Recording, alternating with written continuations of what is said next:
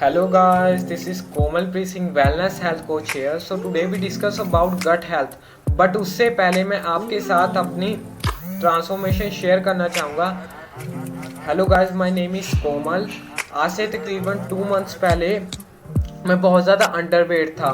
मुझे बिल्कुल नहीं पता था कि मुझे क्या फूड इंटेक करना चाहिए मेरी हेल्थ को, मेरी सेहत को के लिए.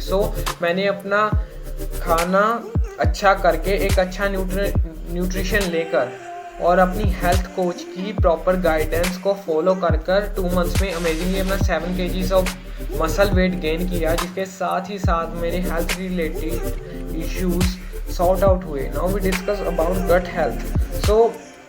जो हमारी गट हेल्थ है वो हमारी ऑल ओवर दी बॉडी के साथ इंटरलिंक्ड है, और जो हमारा 70% ऑफ ह्यूमन इम्यून सिस्टम है वो हमारी गट हेल्थ से ही कनेक्टेड है. हम गट हेल्थ को फॉरगॉटन ब्रेन भी कहते हैं, यानी कि भूला हुआ दिमाग.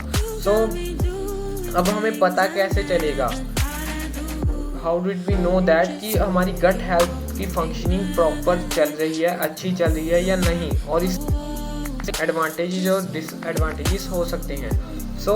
It depends on our bacterial cells that are present in our small or large intestine.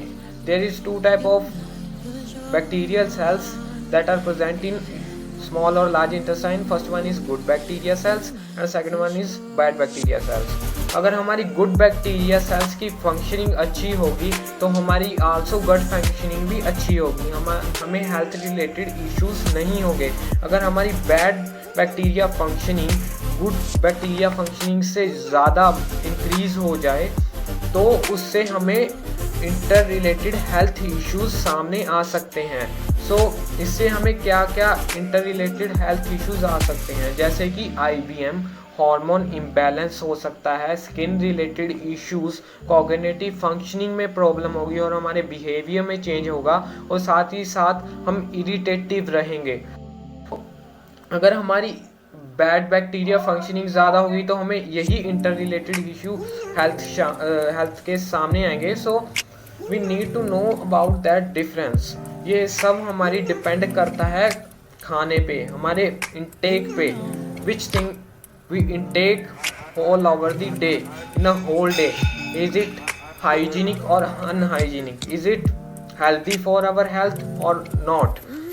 We need to know between this difference and take a question, ask ourselves कि हम जो खा रहे हैं वो ठीक है या नहीं. अगर मेरे वे में बात की जाए तो it's a poison that we intake in our plate in a whole day. जो भी हम खा रहे हैं, फ्रूट्स से लेकर वेजिटेबल, चपाती, जो भी, उसमें पेस्टिसाइड्स और फर्टिलाइजर्स का मेजर स्प्रे हो रहा है. India has the major producer in the pesticides और फर्टिलाइजर्स.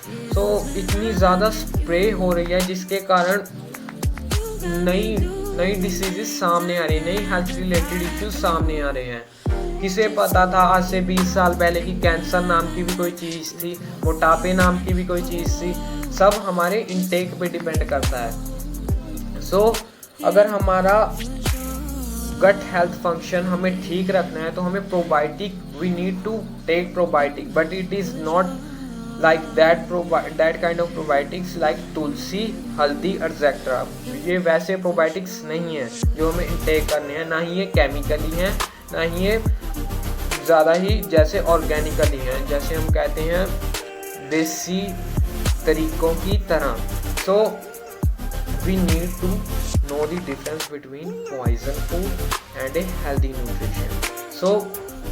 अब हम नाउ वी डिस्कस अबाउट, अगर हमारा प्रोबायोटिक इंटेक अच्छा होगा तो हमें इससे क्या क्या एडवांटेजेस हो सकते हैं. ब्लोटिंग, खाने के बाद जो पेट फूलता है वो नहीं होगा, हमें प्रॉपरली खाना डाइजेस्ट होगा और हमारी बॉडी सेल फंक्शनिंग अच्छी होगी, और हमारे जो कोल्ड और फ्लू है उससे हम बचे रहेंगे, और साथ ही साथ जो हमारी कॉग्निटिव फंक्शनिंग है वो भी अच्छी रहेगी. हमारे बिहेवियर में बहुत चेंज आएगा, हमें हैप्पी रहेंगे अगर हमारी बॉडी फंक्शनिंग अच्छी होगी, और साथ ही साथ हमें और कई हेल्थ इंटर रिलेटेड इश्यूज भी हमारे सॉर्ट आउट होंगे. Now we focus on that thing guys, so think about that thing.